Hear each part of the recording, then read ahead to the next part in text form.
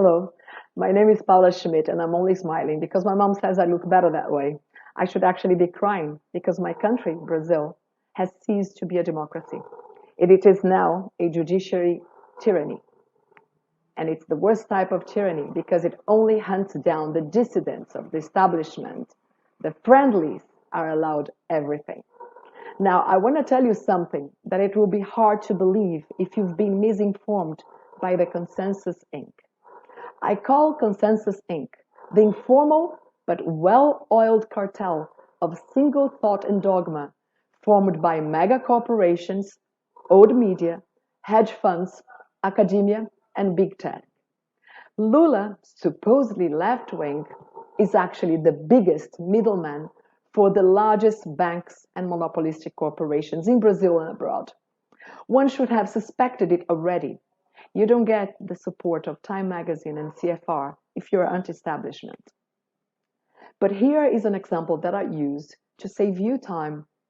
It's a list of campaign donors based on official data from the Electoral Court in Brazil. It shows that the biggest bankers in Brazil chose to support Lula, the left-wing candidate, not Bolsonaro. Many people don't know, but when Lula decided to take what we owed to the International Monetary Fund and transfer that debt to the national banks, our interest rates on our debt increased many times. That's right. We are no longer beholden to the IMF, but we are beholden manyfold to other private banks. Nice, huh? This explains why all of the bankers in this list gave their money to Lula and other left-wing candidates, not to Bolsonaro. Lula is also the guy who has said he wants to separate families if children are not vaccinated.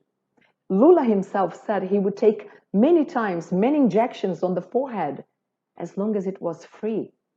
That's what they say. They pretend it's free when it's actually paid by all of us. And the left, to which I used to belong because I belong to a left that doesn't exist anymore, this left has become the middleman, the money transferer of thousands, millions of taxpayer money to a very tiny cabal of friends.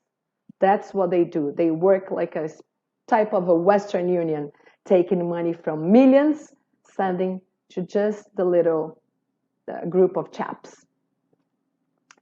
So,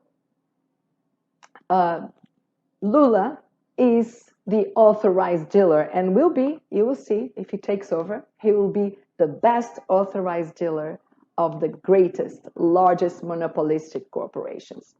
Big tech is also with Lula.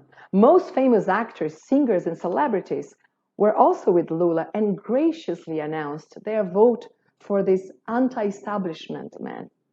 This is what I call the pyramid of consensus. People on the top defend for money while they will convince people on the bottom to defend for free. Here is how the support on the top has been purchased. This investigative news article shows that Globo TV, one of the largest media networks in the world and an effective tool of mass formation, was paid 10.2 billion reais in 17 years. That's right. The mega salaries of famous actors and journalists now supporting Lula were paid with my money and the money of all Brazilian taxpayers. That's how you buy media support.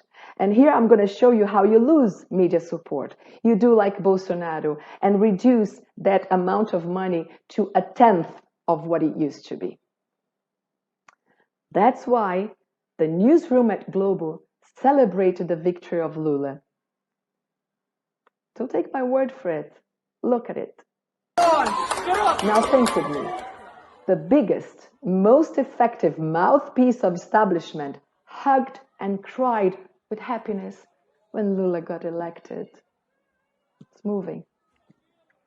But here is something even more sinister, which is the unprecedented judicial and unjust support Lula has gotten from the Supreme Court. Here is what the now Supreme Judge Alexandre de Moraes had to say about Lula's party a few years ago. Listen to his own words. Um governo corrupto que foi colocado para fora do Brasil pela corrupção, pela falta de vergonha na cara de quem roubava bilhões e bilhões.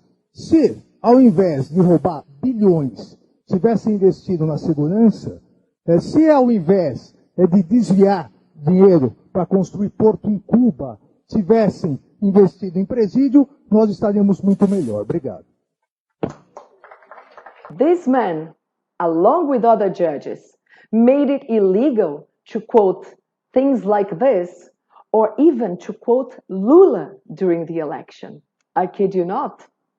Many social media accounts were suspended after they quoted Lula himself in things like this Playboy interview, for example. It's an old interview. Lula was not even a politician then. He was a union leader. So the magazine asked who Lula admired, and in his list was a guy, what's his name? Hitler. Yes. So Lula explains that he didn't admire Hitler for his ideas. No, it was his mettle. I'm going to quote what he said. Hitler had that which I admire in a man, the fire to set himself to do something and try doing it. This type of memory was considered to be out of context and was largely banned during the campaign. Journalists were persecuted and demonetized for republishing this interview. Another thing we could not say was the charge made by vice presidential candidate Mara Gabrilli, a woman who lives on a wheelchair.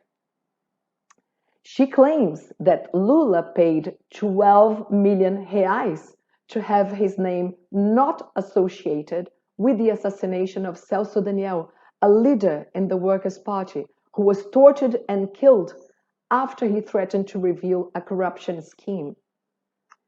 Mara Gabrilli knew this well because her father was involved in negotiations with the same group of people.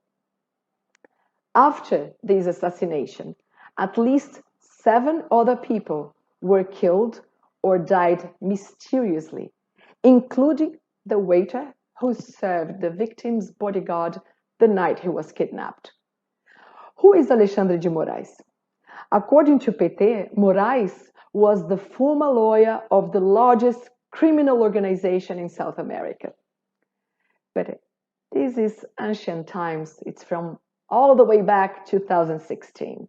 At that time also, PT said that Moraes was paid a bribe by a company being investigated for corruption. Again, not me saying that. Workers' Party, Lula's party.